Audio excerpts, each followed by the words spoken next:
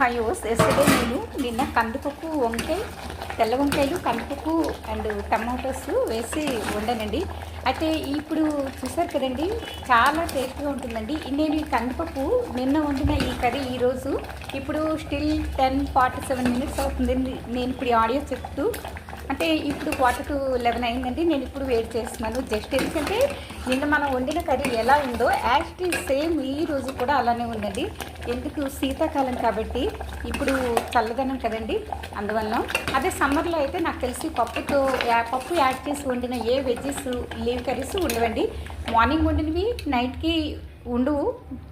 కానీ ఇప్పుడు చూసారు కదండి, నేను ఇక్కడ ఒకటి యూస్ఫుల్ మెథడ్ ఫాలో అయ్యానండి. అదేంటంటే కందిపప్పుని జస్ట్ లైట్గా వేయించి ఉడికించానండి.